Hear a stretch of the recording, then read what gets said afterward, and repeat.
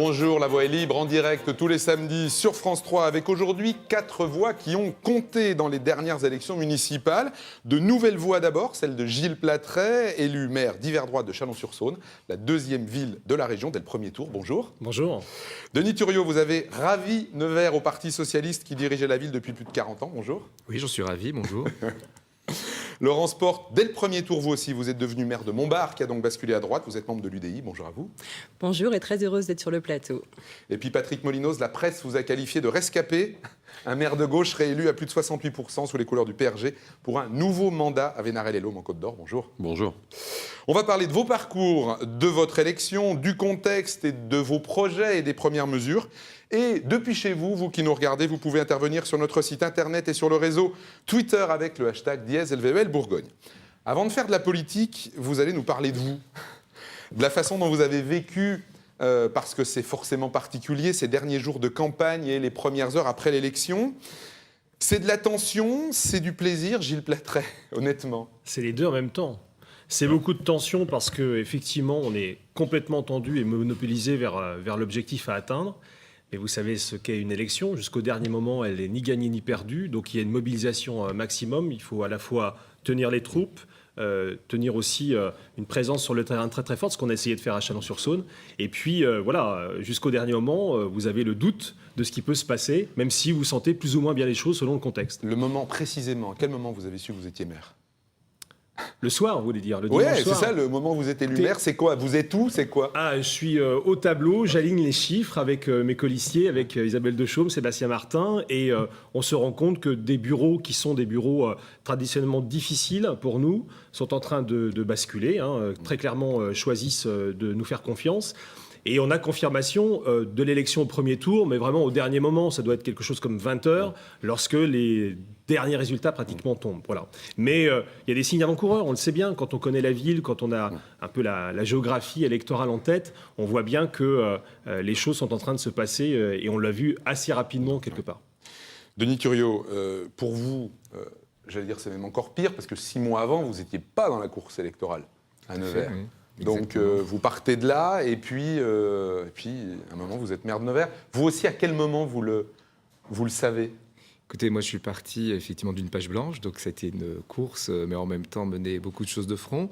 Je partage ce qui a été dit, c'est à la fois du stress, de la tension, et puis la satisfaction d'aboutissement d'un parcours. Et puis j'irais même au-delà, moi j'avais un sentiment de confiance. J'étais confiant parce que j'étais aussi très tôt sur le terrain, donc j'avais ces échanges qui sont difficilement matérialisables, mais on se rend compte des choses et j'étais serein, confiant parce que je ressentais cette envie, ce besoin de changement. Pour répondre plus précisément à ce que vous me demandez, je l'ai su, nous on a les machines électroniques, donc ça va très vite. J'étais dans mon local de campagne, on avait un petit logiciel exprès depuis le premier tour pour cela, donc les chiffres sont tombés vers 18h10. Vous l'avez su bien avant nous. J'ai su que voilà, quasiment tous les bureaux étaient très positifs pour nous, il en manquait 2-3, mais je ne voyais pas comment c'était rattrapable pour la liste opposée. Laurence Porte, alors vous, élection aussi dès le premier tour. Et Comme pour Gilles Platret. Est-ce que vous vous y attendiez d'ailleurs ? Est-ce que vous étiez préparé à ça finalement ? Alors, on avait envisagé toutes les options. Et une victoire au premier tour, bien sûr, fait partie des options qu'on pose sur la table. Après avoir une élection avec un tel score sur un premier tour, c'est ce qui s'appelle une victoire historique, puisque jamais à Montbard, il n'y avait eu un score aussi important, une élection dès le premier tour. Avec en plus, et ça j'en suis extrêmement satisfaite, une avance sur l'ensemble des bureaux de vote. Donc tous les quartiers ont voté majoritairement pour l'équipe Rassemblement Solidaire que je conduisais pour cette élection. Cette soirée pour vous, c'est quoi ce que vous retenez ? C'est surtout l'inquiétude, l'attente des résultats, ou le moment où on comprend, où on sait ce que vous retiendrez dans 10 ans, ce qui vous restera de ça, ce sera quoi ? Eh bien, c'est une ambiance extrêmement calme. J'avais, c'est vrai, une certaine appréhension par rapport à la tension qu'il y a lors d'une journée telle que le jour du vote, le moment du dépouillement. J'avais vécu une journée très difficile lors des cantonales où il y avait une tension palpable. Vous avez perdu très peu de voix. De 8 voix. Ouais. C'était vraiment une tension très très forte et je m'étais préparée psychologiquement à ce qu'il y ait à nouveau un renouvellement de cette tension. On va dire que vous aviez même pensé que vous aviez gagné aux élections cantonales dans les décomptes à un moment donné. Oui, bien sûr. Voilà. Et là, il y avait au contraire un calme olympien. bien qui régnait dans la salle au moment du dépouillement. Et moi, j'ai senti vraiment que les choses nous étaient extrêmement favorables dès la première liasse, dès le dépouillement de la première liasse. Et puis voilà, il se passait quelque chose d'assez difficile à décrire, qui était, voilà, le calme, et les choses se déroulaient comme elles devaient se dérouler. Et puis au moment de l'annonce des résultats, bien sûr, c'est l'intensité d'une véritable communion avec l'ensemble de mes colistiers. Voilà, on avait vraiment souhaité vivre ce moment très proche les uns des autres, y compris voilà, physiquement, dans le hug, l'accolade. Et ça, c'est très important parce qu'il y a une énergie extraordinaire qui circule à ce moment-là. Patrick Molinoz, un paradoxe pour vous, parce que vous avez vécu une victoire de premier tour, et en même temps, dans un contexte national où vous avez bien vu qu'autour de vous, la gauche tombait. Ce sera une soirée de victoire particulière dans votre parcours politique ? C'était une victoire amère. Très belle victoire pour mon équipe à Venarey-les-Laumes. Moi, je fais partie de ces élus qui considèrent que rien n'est jamais gagné d'avance. Et je suis toujours un peu inquiet de ceux qui, même lorsqu'ils ont bien travaillé, considèrent que l'élection est pliée avant que la campagne ne soit faite. Le moment électoral, c'est parfois un moment injuste. Il y a de très bons maires qui ont perdu, des maires peut-être un peu moins bons ou dont le bilan est moins brillant, qui ont été réélus. Donc il faut être très modeste, très humble par rapport au choix de l'électorat. Donc à la fois j'étais extrêmement heureux effectivement de cette victoire sur pour nous un mode de scrutin qui était nouveau, puisque nous sommes passés au scrutin proportionnel, et il y avait donc un changement de comportement des électeurs dont on ne savait pas s'il allait s'adapter effectivement. Ça s'est très bien passé, très peu de bulletins nuls, voilà, on est resté... Mais voilà, une petite appréhension, toujours de la modestie par rapport au résultat, et puis un résultat que j'ai trouvé très satisfaisant à l'instant T, et puis quand les résultats de mes amis autour AT plus sont 10 minutes, tombés, je me suis dit que... Alors certains m'ont dit, c'est très bien, ça rehausse ton propre score, oui, peut-être, mais on ne doit pas se réjouir de l'échec d'hommes et de femmes qui, par ailleurs, ont cru à ce qu'ils faisaient et ont essayé de faire de leur mieux et se sont vus refuser la confiance des électeurs. Mais c'est la démocratie, c'est comme ça. Il faut être, encore une fois, très, très humble par rapport au mandat qu'on exerce, aux responsabilités qu'on exerce et le faire avec confiance, mais encore une fois, avec cette distance qui permet de jamais se croire arrivé avant le dernier bulletin dépouillé. Vous parliez de contexte, ça va nous amener effectivement au contexte de cette élection. Il y avait un paradoxe, c'est le décalage entre les conclusions politiques nationales qui ont été faites, qui ont même d'ailleurs entraîné un remaniement, changement de Premier ministre, et puis le marqueur, la tendance lourde de ces élections locales, et je vous vois quasiment commencer à sourire, qui était le refus d'un certain nombre d'entre vous de ne pas vouloir avoir d'étiquette politique de parti.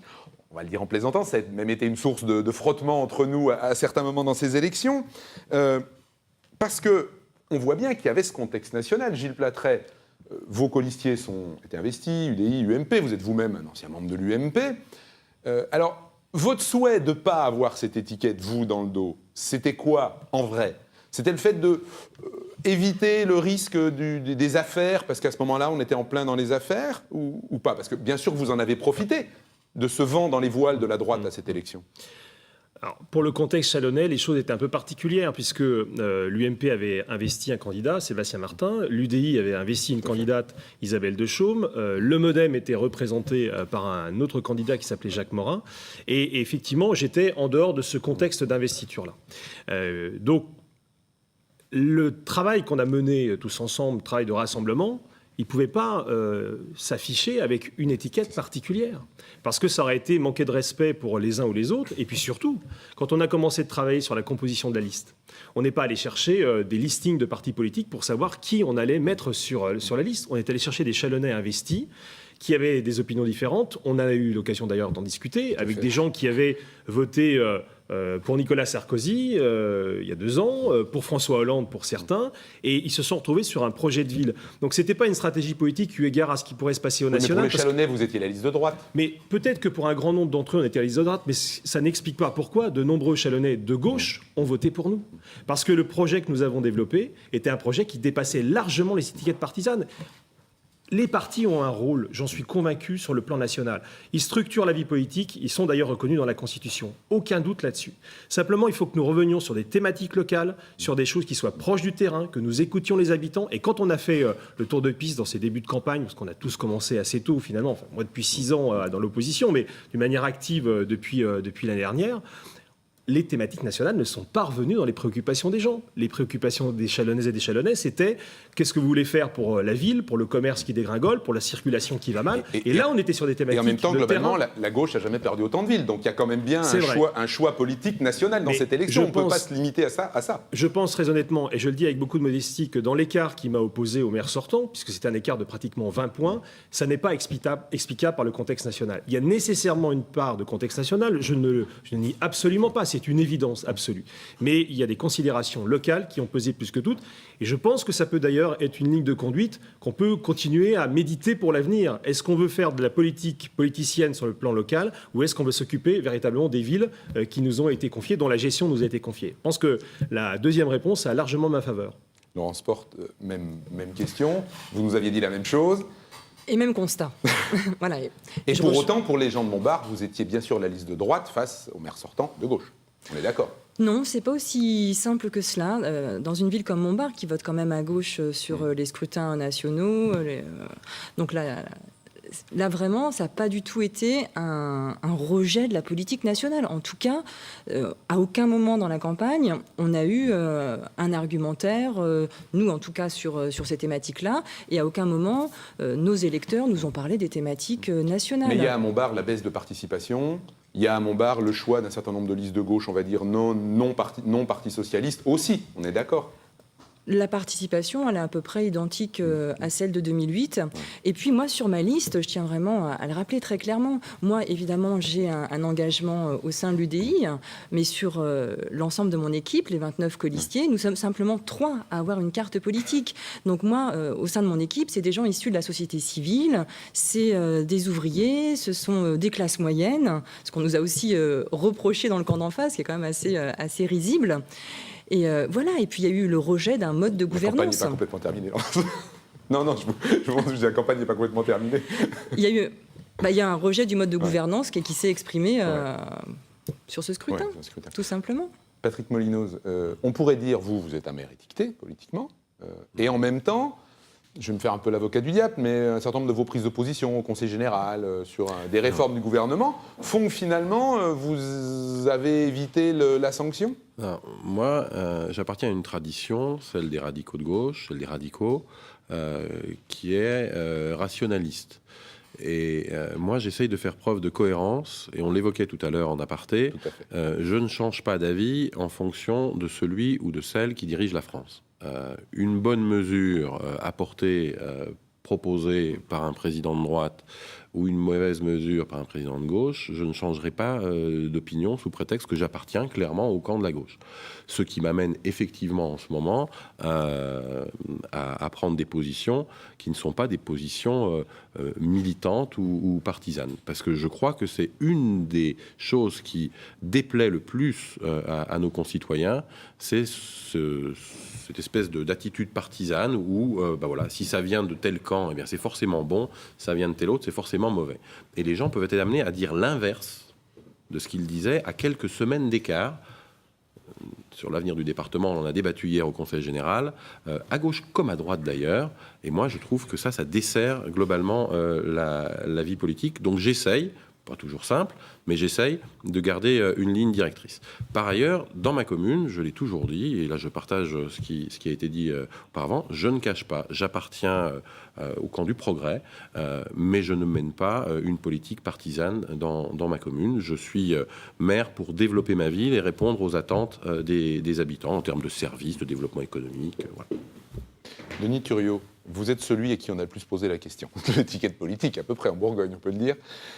Pour rappeler aux Bourguignons, vous êtes un ancien membre du Parti socialiste, vous vous êtes présenté sans étiquette. Entre les deux tours, vous avez été rejoint par les têtes de liste de l'UDI et de l'UMP, ce qui fait qu'on vous a posé 2 millions de fois la question de savoir si vous étiez du coup un candidat de droite ou un candidat de gauche. Alors maintenant, la question, c'est est-ce que vous êtes un maire de droite ou de gauche, en disant plaisantant que certains journaux ne savaient pas s'ils mettaient un point rouge ou un point bleu à Nevers, ils ont mis un point jaune. Mais sérieusement, Est-ce qu'on peut être maire d'une grande ville et pas avoir ce balisage politique qui, d'ailleurs, pourrait nous faire comprendre quelles mesures vous allez prendre sur un certain nombre de sujets?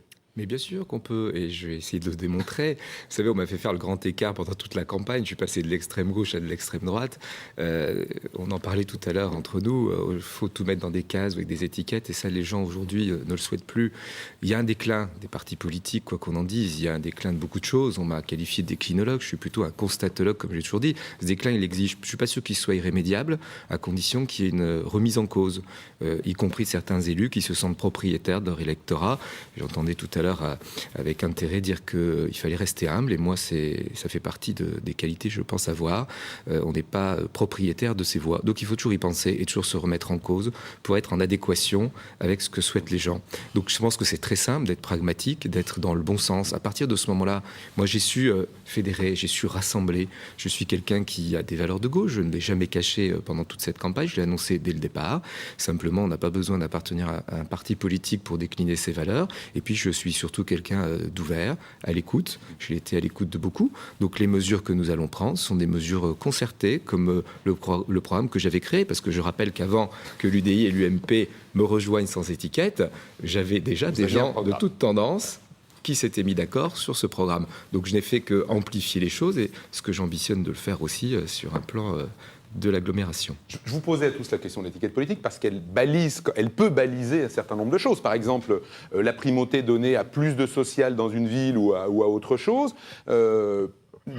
Un aspect sociétal, on se rappelle du débat sur le mariage pour tous, par exemple, qui peut être lié à l'étiquette politique des uns ou des autres. On est d'accord quand même que ça pouvait donner aux électeurs un certain nombre d'indications, Denis Turier. Oui, mais il y a des règles auxquelles il faut s'astreindre. À partir du moment où on est sur un enjeu local d'agglomération, mariage pour tous, c'est un enjeu qui est national. Moi, je ne me positionnerai pas sur ce terrain, j'appliquerai la loi, je veillerai à ce que l'ensemble des élus de Nevers Avenir, puisque le groupe s'appelle ainsi, applique la loi. Donc elle s'appliquera sur ce thème comme sur d'autres. Y compris les élus de droite qui vous ont rejoint sur la liste.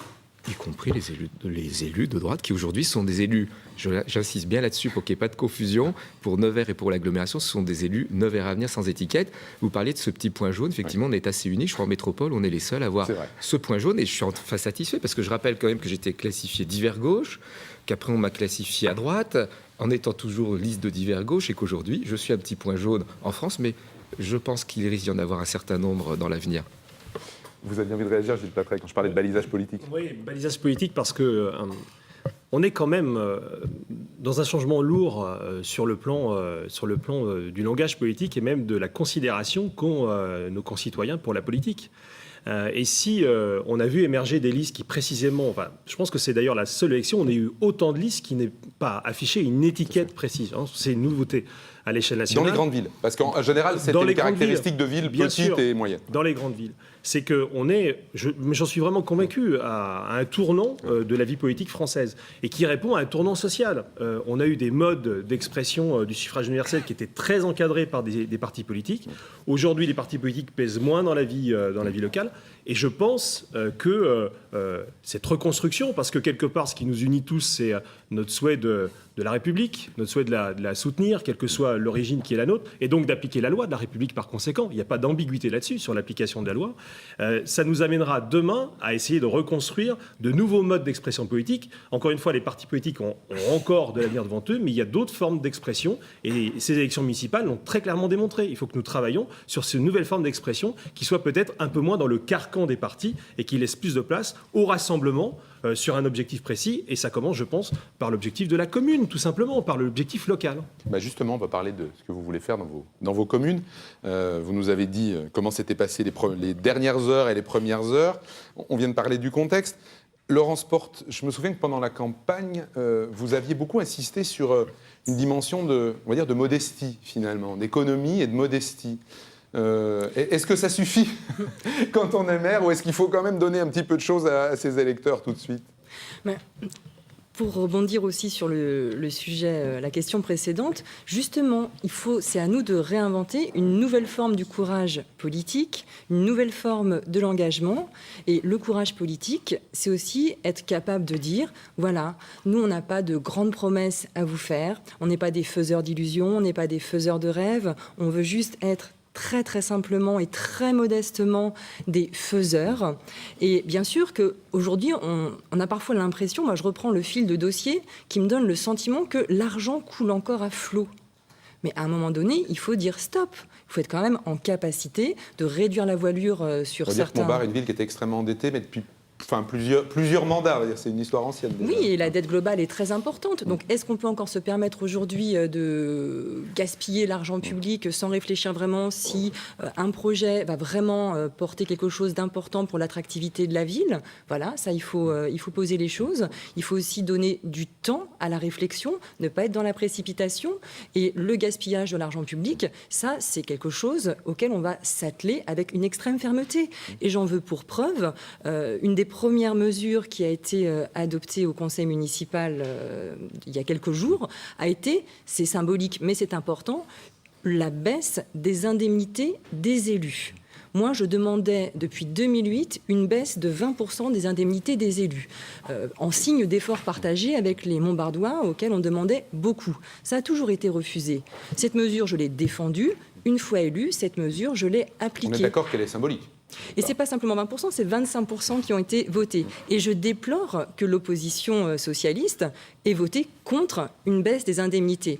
Alors, c'est un symbole, certes, mais au-delà du symbole, ça représente quand même une somme qui, à l'aune d'un ménage, est une somme conséquente. Et on veillera aussi à un fléchage très concret de cette somme sur un projet au cours du mandat. Denis Thuriot, il y avait un certain nombre de gros dossiers à Nevers. Un centre nautique, voilà, on peut sourire parce que ça avait beaucoup occupé un débat qu'on avait consacré à la ville de Nevers. Là, c'est des choses concrètes sur une grande ville. Par exemple, ce dossier-là, pour l'instant, vous le mettez sous la pile, vous arrêtez. Il y a des choses très concrètes, des décisions que vous prenez tout de suite, là, maintenant. Oui, vous savez, quand on est dans le fauteuil de maire, tout va très vite. Donc, j'ai déjà arbitré et pris des décisions, bien sûr, depuis lundi, et dont ce fameux centre aquatique qui a trop occupé la campagne. Donc, pour l'instant, le projet est arrêté. Je compte me réapproprier d'autres pistes, avoir une réflexion au niveau de l'agglomération, comme j'avais dit dans un premier temps. Et sinon, je reverrai quelque chose de plus raisonnable. Donc, ça fait partie, effectivement, des projets qu'on arrête, parce que d'abord, c'est un engagement. Donc, un engagement, ça se respecte. Je l'avais annoncé. J'étais aussi élu pour cela. Et puis, bien sûr, c'est décider d'autre chose. Vous évoquez de gros dossiers à Nevers, il y a beaucoup de choses à faire. Vous aviez parlé de l'arrivée d'une grosse entreprise étrangère. Oui, sur son siège social, effectivement. J'étais en lien avec son représentant pour la France, pas plus tard qu'hier. Et nous sommes en train de mettre en mesure un certain nombre de choses pour voir si cette arrivée pourrait se faire dans les mois qui viennent. Et puis j'ai d'autres entreprises qui m'ont contacté. Je suis allé visiter Luxic. J'étais surpris qu'on me fasse la remarque suivante, c'est-à-dire que c'est la première fois qu'on voyait un maire. Bon. Et avec Luxic, vous savez, j'ai un axe de faire de Nevers une ville du cycle dans tous les domaines, notamment économiques. Et voilà, j'étais assez séduit. Je pense qu'ils ont été également séduits par cette envie, ce projet qui est cohérent et a une légitimité sur Nevers. Donc voilà, ce sont plein d'exemples, mais il y a énormément de choses qui sont en chantier. Malheureusement, quelque part, parce que ça n'a pas été anticipé ni fait auparavant. Et heureusement, quelque part, on va avoir une liberté de le faire avec des contraintes budgétaires. Il va falloir faire des choix, mais j'en ai déjà fait et je vais annoncer très vite un certain nombre de mesures et mettre en chantier des projets. Patrick Molinos, quand on continue, je suppose que ce n'est pas du tout la même démarche. Il y a des choses qui étaient déjà engagées, qu'on va finir. C'est pas la même démarche, mais ils vont bientôt rentrer dans cette démarche-là, s'apercevoir que les dossiers prennent beaucoup de temps, et je pense que dans 6 ans, ils auront envie d'expliquer qu'il faut du temps pour faire émerger les choses, et que c'est bien de ne pas tout arrêter, et en tout cas il faut se garder quand il y a un changement. Moi j'ai de conseils à donner à personne, mais ça arrive parfois. C'est vrai que vous êtes l'ancien finalement. Je me doute très bien que ça arriverait un jour, le sage, je sais pas, mais je deviens l'ancien, c'est terrible. Mais se garder de ce réflexe qui existe parfois quand l'équipe change, de considérer que tout ce qui a été fait avant ne valait rien. Évidemment il y a des orientations nouvelles qu'il faut prendre, mais il faut se garder de tout remettre en cause, parce que ceux qui font ça ne servent pas globalement leur ville et les habitants. Forcément, il y a des changements d'orientation, sinon il n'y aurait pas eu changement d'équipe. Mais il faut faire attention, je crois, à ça. Quand on se succède à soi-même, l'avantage, c'est qu'il y a un petit peu moins de précipitation. On est juste heureux de ne pas voir les projets qu'on a défendus, portés, qui sont en cours, justement remis en cause. On poursuit l'effort. Je suis aussi à la fois l'ancien et aussi le plus petit par la taille de la collectivité que je représente. Et dans les petites collectivités, petites et moyennes collectivités, les efforts sont peut-être sont de nature un peu différente et les changements de cap sont sans doute beaucoup plus difficiles à contrecarrer. Donc, on n'a pas d'immenses projets. On est sur de l'aménagement, de la réponse de proximité. On a un très gros projet qu'on a engagé il y a 3 ans maintenant, qui est en phase de construction, qui va amener de l'activité culturelle, des services à la famille, aux enfants, aux parents et une dynamique également autour du tourisme et de l'économie. Ça, c'est l'enjeu majeur pour nous depuis 3 ans et qui va prendre corps dans les années qui viennent. Voilà. Pour le reste, on continuera un travail d'écoute et de lien avec la population. Gilles Plattret, il nous reste 3 minutes avant la pause de midi, mais on se rappelle que plan de circulation, c'était l'enjeu des élections à Châlons.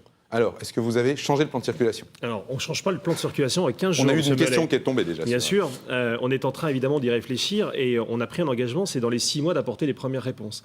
Mais on l'a fait avec un deuxième engagement qui a quand même été lui aussi central dans cette campagne, c'est de le faire dans la proximité. C'est-à-dire qu'on a fait le constat, et je pense que les Chalonnais l'ont fait largement avec nous, que l'équipe précédente avait sans doute, s'était un peu éloignée du terrain, en particulier le maire sortant, et que par conséquent, il fallait renouer avec un travail de proximité. Bon, moi, j'ai souhaité notamment pouvoir rencontrer les Chalonnais, être à disposition, c'est-à-dire ne pas multiplier les mandats. On parlera peut-être tout à l'heure de l'intercommunalité à ce sujet.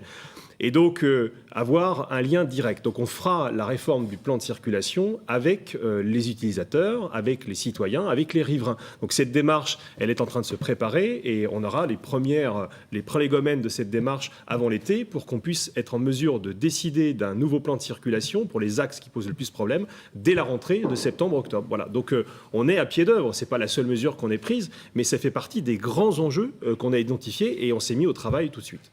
Ligne de bus aussi, on avait parlé du flash à Châlons, oui. Vous en aviez beaucoup parlé dans votre campagne, en disant que ce n'était pas forcément satisfaisant, vous allez les changer? Il y a une ligne qui existe, on va évidemment la maintenir, la question n'est pas de changer une ligne qui existe, elle sera sans doute réaménagée parce qu'on avait une thématique chalonnaise qui était l'opposition du bus contre la voiture, donc on veut plutôt chercher des complémentarités parce que ça a amené à des bouchons sans fin dans une ville qui ne mérite pas d'avoir des bouchons dignes d'une capitale ou d'une métropole, n'est-ce pas? Donc, et on a également, là pour le coup, mis un coup d'arrêt à une deuxième ligne qui était en projet, dont on nous disait qu'elle n'était plus vraiment, mais elle était encore dans les cartons, et donc cette fois-ci, les choses sont arrêtées. On préfère redimensionner une offre de proximité pour desservir mieux les quartiers au profit de tous les habitants. Voilà la thématique, et ça se fera en lien avec le Grand Chalon, dont l'exécutif communautaire sera élu jeudi prochain, mais c'est des thématiques qu'on a commencé évidemment de prendre à bras-le-corps.